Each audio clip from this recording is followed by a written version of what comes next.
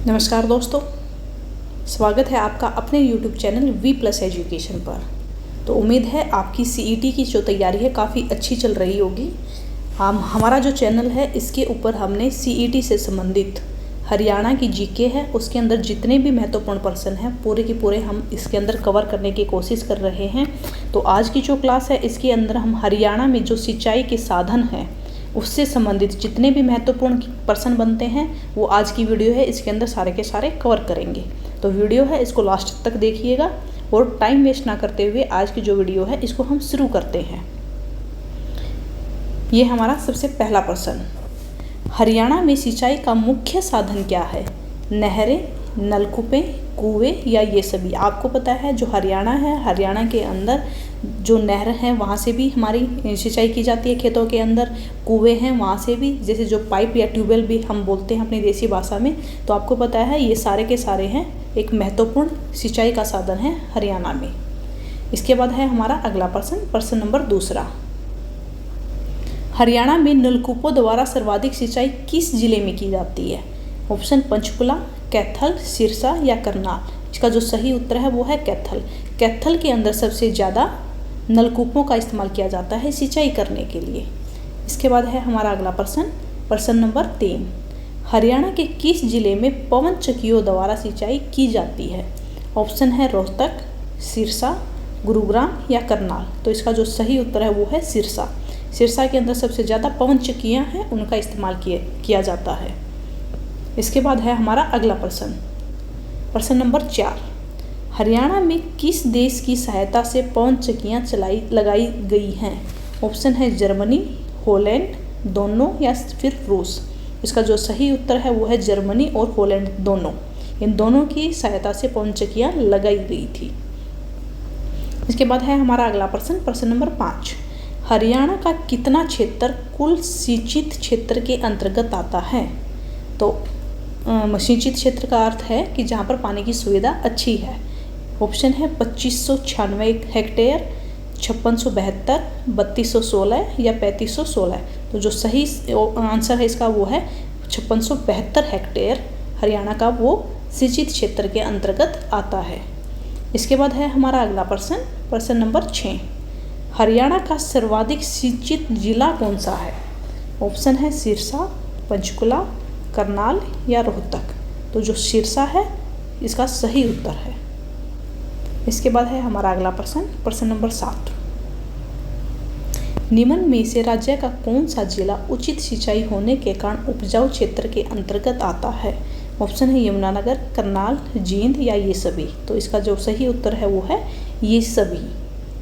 इसके बाद है हमारा अगला प्रश्न नंबर 8, आर्थिक सर्वेक्षण 2020-21 के अनुसार हरियाणा में जल संसाधन के उचित वितरण के लिए नहरों के कुल कितने चैनल हैं?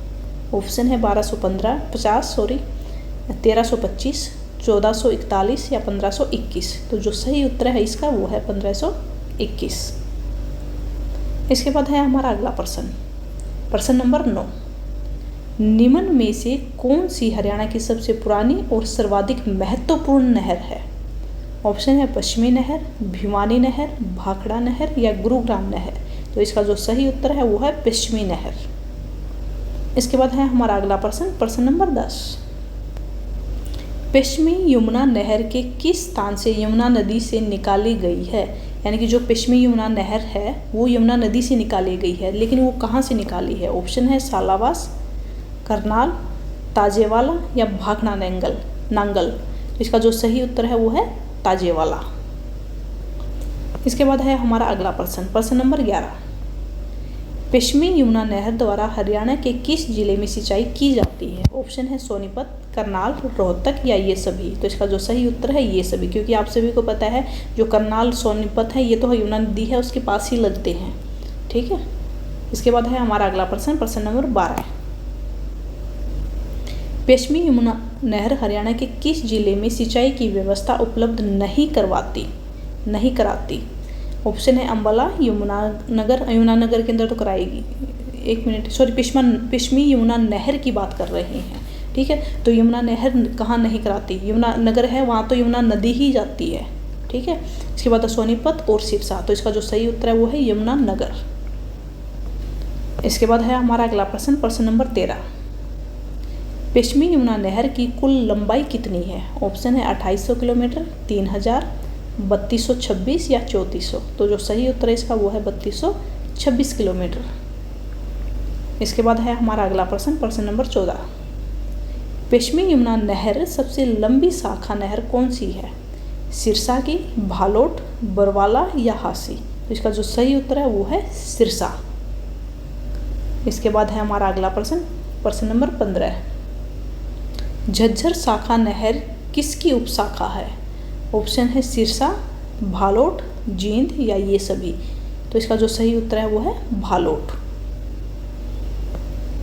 अगला प्रश्न है हमारा प्रश्न नंबर 16। बरवाला शाखा नहर किस जिले को पानी की पूर्ति करती है?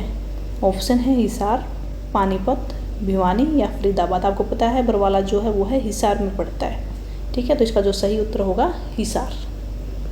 इसके बाद है हमारा अगला प्रश्न, प्रश्न नंबर 17। हासी शाखा नहर कहाँ से निकलती है?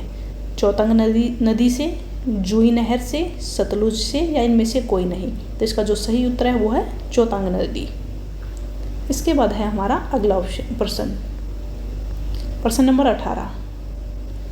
जींद शाखा नहर की उपशाखा है।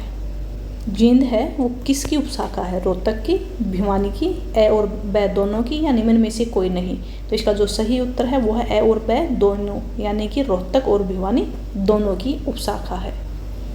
इसके बाद है हमारा प्रश्न नंबर 19। मुनक नहर की कुल लंबाई कितनी है? 102 किलोमीटर, 160, 230 या 330। तो इसका जो सही उत्तर है वो है 102 किलोमीटर। इसके बाद है हमारा अगला प्रश्न, प्रश्न नंबर 20। मुनक नहर निर्माण के लिए किन दो राज्यों में समझौता हुआ है? हरियाणा और राजस्थान में, हरियाणा और दिल्ली में, हरियाणा और उत्तर प्रदेश में या हरियाणा और पंजाब में। तो इसका जो सही उत्तर है वो है हरियाणा और दिल्ली। इन दोनों राज्यों के अंदर मुनक नहर को लेकर समझौता हुआ है। इसके बाद है हमारा अगला प्रश्न, प्रश्न नंबर 21। भाखड़ा नहर किस राज्य की संयुक्त पहल है? ऑप्शन है पंजाब, हरियाणा, राजस्थान या ये सभी। तो इसका जो सही उत्तर है वो है ये सभी। इन तीनों के तीनों राज्य है, इनकी संयुक्त पहल है हमारी भाखड़ा नहर। इसके बाद है हमारा अगला प्रश्न, प्रश्न नंबर 22। भाखड़ा नहर द्वारा हरियाणा के किस जिले में सिंचाई की जाती है? हिसार, फतेहाबाद, सिरसा या ये सभी। तो इसका जो सही उत्तर है वो है ये सभी। जो हिसार, फतेहाबाद और सिरसा तीनों जिले हैं, तीनों जिलों के अंदर भाखड़ा शहर है उसमें सिंचाई की जाती है उससे। इसके बाद है हमारा अगला प्रश्न, प्रश्न नंबर 23। भाखड़ा नहर हरियाणा में किस स्थान से प्रवेश करती है? ऑप्शन है टोहना, फतेहाबाद, बरवाला या इनमें से कोई नहीं। तो इसका जो सही उत्तर है वो है टोहना। टोहना से भाखड़ा नहर है वो हरियाणा के अंदर प्रवेश करती है। इसके बाद है हमारा अगला प्रश्न, प्रश्न नंबर 24। भाखड़ा नहर की प्रमुख शाखा नहर कौन सी है? फतेहाबाद, रतिया या बरवाला या फिर ये सभी। तो जो भाखड़ा नहर है इसकी जो शाखाएं हैं ये तीनों की तीनों हैं। तो इसका जो सही उत्तर है वो है ये सभी। इसके बाद है हमारा अगला प्रश्न, प्रश्न नंबर 25। भाखड़ा नहर तंत्र में कुल कितने चैनल निकलते हैं? भाखड़ा नहर तंत्र है उससे कुल कितने चैनल निकलते हैं? ऑप्शन है 312, 433, 521 या 530। तो इसका जो सही उत्तर है वो है 21 चैनल। इसके बाद है हमारा अगला प्रश्न, प्रश्न नंबर 26। यमुना नदी से ओखला बैराज से कौन सी नहर निकलती है? ऑप्शन है गुरुग्राम, जवाहरलाल, पूर्वी यमुना या पश्चिमी यमुना। तो इसका जो सही उत्तर है वो है गुरुग्राम नहर। इसके बाद है हमारा अगला प्रश्न, प्रश्न नंबर 27। हरियाणा का कौन सा जिला गुरुग्राम नहर से पानी प्राप्त नहीं करता? ऑप्शन अंबाला, गुरुग्राम, फरीदाबाद या पलवल। इसका जो सही उत्तर है वो है अंबाला, क्योंकि गुरुग्राम, फरीदाबाद और पलवल ये तीनों पास पास में है। अंबाला है जो वो हमारा उत्तर की साइड में पड़ता है। इसके बाद है हमारा प्रश्न नंबर 28। हरियाणा की जवाहरलाल नेहरू नहर किस नहर से निकलती है? भाखड़ा से, भिवानी, गुरुग्राम या यमुना नहर से? इसका जो सही उत्तर है वो है भाखड़ा नहर। इसके बाद है हमारा अगला प्रश्न, प्रश्न नंबर 29। भिवानी नहर खालिस्तान से निकाली गई है, भाखड़ा से, ओखला बांध से, यमुना से या फिर गंगा से? तो इसका जो सही उत्तर है वो है भाखड़ा नहर। भिवानी जो नहर है हमारे, वो भी भाखड़ा नहर से निकली हुई है। इसके बाद है हमारा अगला प्रश्न, प्रश्न नंबर 30। निम्न कथनों में से सही कथन की पहचान कीजिए। सबसे पहला है गुरुग्राम नहर राज्य के गुरुग्राम, फरीदाबाद तथा पलवल में सिंचाई की सुविधा उपलब्ध करवाती है। बिल्कुल सही, अभी पहले प्रश्न भी पूछा गया था इससे। इसके बाद है हमारा आगरा नहर हरियाणा के फतेहाबाद जिले को सिंचित करती है। नहीं, आगरा नहर फतेहाबाद जिले इसको सिंचित नहीं करती। इसके बाद है हमारा सतलुज यमुना लिंक परियोजना की लंबाई 220 किलोमीटर है, ये भी गलत है। लास्ट है हमारा भिवानी नहर भिवानी जिले में सिंचाई की सुविधा उपलब्ध कराती है, बिल्कुल ठीक। तो फर्स्ट एंड फोर्थ हमारा इसमें आंसर रहेगा, फर्स्ट एंड फोर्थ। इसके बाद है हमारा अगला प्रश्न, प्रश्न नंबर 31। हरियाणा के सूखे तथा सिंचाई वाले स्थान पर पानी पहुंचाने के लिए किस परियोजना का उपयोग किया जाता है? ऑप्शन भाखड़ा, उत्थापक, हथिनीकुंड या ये सभी? तो इसका जो सही उत्तर है वो है उत्थापक। इसके बाद है हमारा अगला प्रश्न, प्रश्न नंबर 32। जूई नहर द्वारा प्रमुखतः हरियाणा के किस जिले की सिंचाई होती है? भिवानी की, कुरुक्षेत्र, सिरसा या सोनीपत? तो इसका सही उत्तर है वो है भिवानी। जूई नहर है वो भिवानी क्षेत्र है उसको सिंचित करती है। इसके बाद है हमारा अगला प्रश्न, प्रश्न नंबर 33। हरियाणा की जूई नहर है उसकी लंबाई कितनी है? 100 किलोमीटर, 150, 170 या 196? इसका जो सही उत्तर है वो है 170 किलोमीटर। इसके बाद है हमारा अगला प्रश्न, प्रश्न नंबर 34। जूई नहर लगभग कितने हजार हेक्टेयर भूमि को सिंचित करती है? ऑप्शन है 20,000, 26,000, 32,000 या 38,000? तो इसका जो सही उत्तर है वो है 32,000 हेक्टेयर। इसके बाद है हमारा अगला प्रश्न, प्रश्न नंबर 35। जवाहरलाल नेहरू उत्थापक परियोजना में पहली बार पानी कब छोड़ा गया था? ऑप्शन है 1960 में, 1966, 1976 या 1980 में? तो इसका जो सही उत्तर है वो है 1976। 1976 है तब इसके अंदर पहली बार पानी छोड़ा गया था। इसके बाद है हमारा अगला प्रश्न, प्रश्न नंबर 36। जवाहरलाल नेहरू उत्थापक सिंचाई परियोजना की हरियाणा में आवश्यकता कब हुई थी? ऑप्शन है 1982, 85, 87 या 88? इसका जो सही उत्तर है वो है 1987। इसके बाद है हमारा अगला प्रश्न, प्रश्न number 37। Indira Gandhi super thermal शक्ति परियोजना हरियाणा के किस जिले में स्थित है?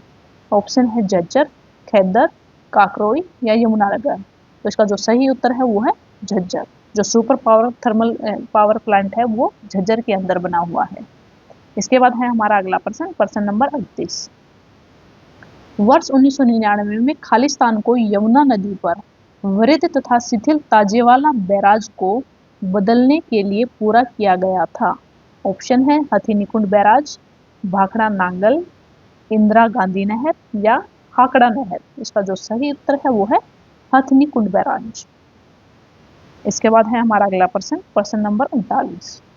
हथिनीकुंड बैराज में पानी कब छोड़ा गया था?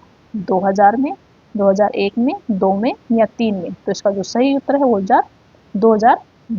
2002 के अंदर हथिनीकुंड बैराज है उसके अंदर पानी छोड़ा गया था।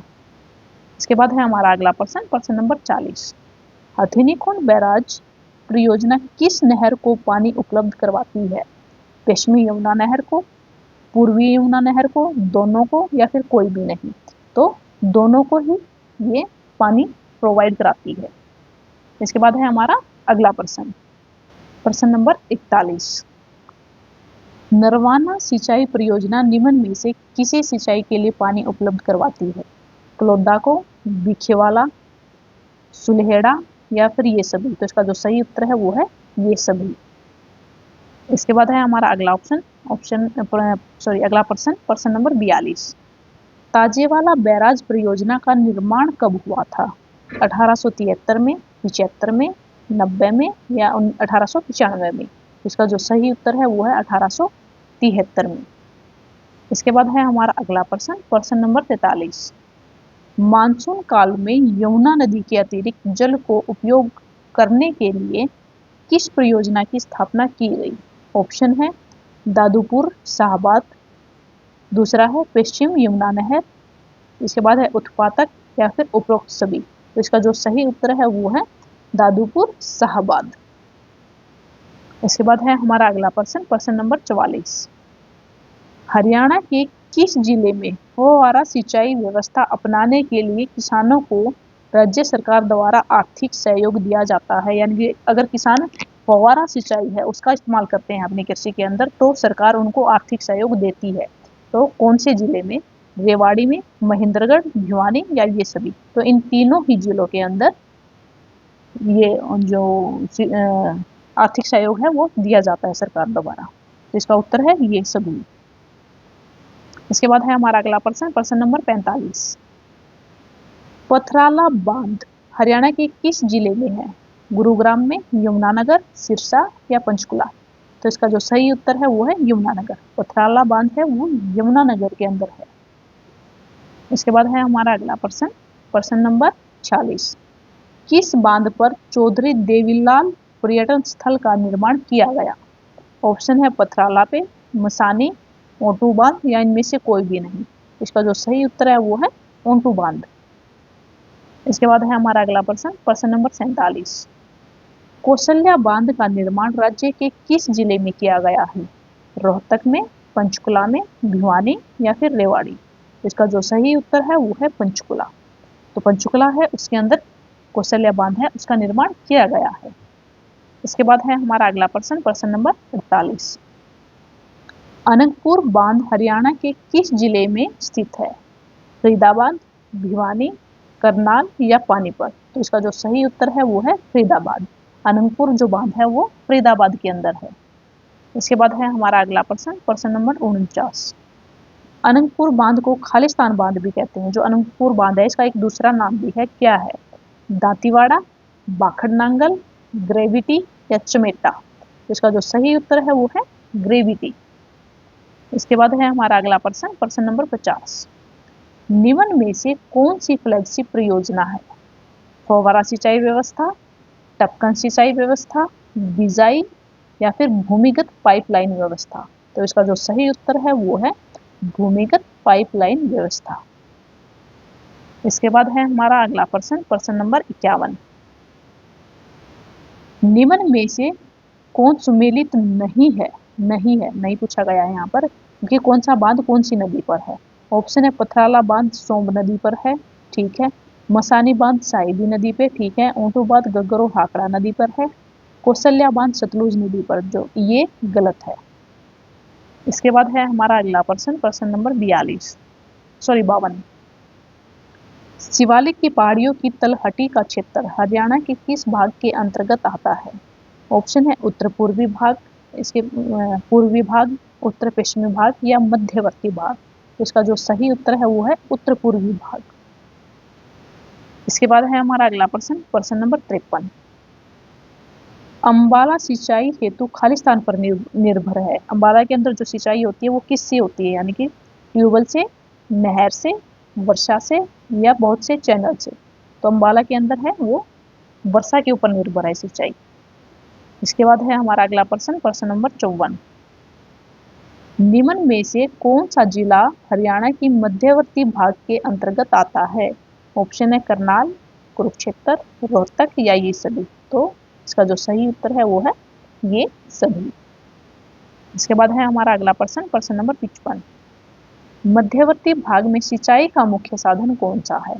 वर्षा, नहर, नलकूप या ये सभी? तो इसका जो सही उत्तर है वो है ये सभी। इसके बाद है हमारा अगला प्रश्न, प्रश्न नंबर 56।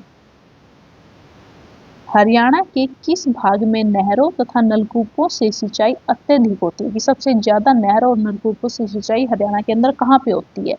उत्तर पूर्वी भाग में, मध्यवर्ती भाग में, दक्षिण पूर्वी भाग में या इनमें से कोई नहीं? तो इसका जो सही उत्तर है वो है दक्षिण पूर्वी भाग। इसके बाद है हमारा अगला प्रश्न नंबर 57।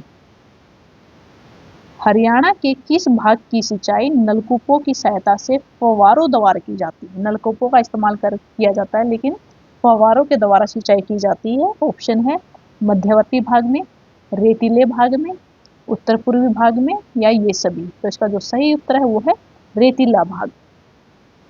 इसके बाद है हमारा अगला प्रश्न नंबर 58। किस कार्यक्रम के अंतर्गत राज्य सरकार खेतों में पाइपलाइन बिछाने को प्रोत्साहन देने के लिए किसानों को आर्थिक सहायता प्रदान करती है? ऑप्शन है ऑन फार्म वाटर मैनेजमेंट, दूसरा है पाइपलाइन योजना, या फिर दोनों, या इनमें से कोई भी नहीं। इसका जो सही उत्तर है वो है दोनों। इसके बाद है हमारा अगला प्रश्न नंबर 59।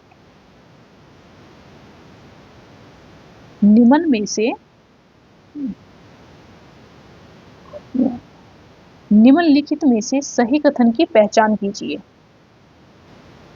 सबसे पहला है जल संसाधन की उचित प्रबंधन हेतु राज्य सरकार खेल जल प्रबंधन कार्यक्रम संचालित कर रही है। ठीक है। इसके बाद है राज्य में कपास तथा गन्ने के उत्पादन में वृद्धि हेतु हर बूंद कृषि के लिए अभियान की शुरुआत की गई है। ठीक है। इसके बाद है थर्ड, फव्वारा सिंचाई परियोजना के अंतर्गत सरकार छोटे तथा मध्यम किसानों को 60 सब्सिडी प्रदान कर रही है। ठीक है।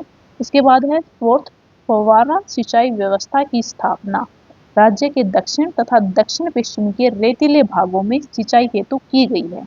ये भी बिल्कुल ठीक है। इसका जो सही उत्तर है वो है ये सभी। तो ये थे हमारे सिंचाई से संबंधित जितने भी हमारे इंपॉर्टेंट क्वेश्चन बन रहे थे। टोटल हमने 59% है हम सिंचाई के साधनों से संबंधित कर चुके हैं। तो इसके अंदर जितने भी हमारे इंपॉर्टेंट क्वेश्चन थे सारे के सारे हमने कवर कर लिए हैं। तो इसी तरह से हमारी जो ये सीरीज है ये कंटिन्यूसली रहेगी। तो हमारे चैनल पर आप बने रहिए। वीडियो देखने के लिए आपका बहुत बहुत धन्यवाद।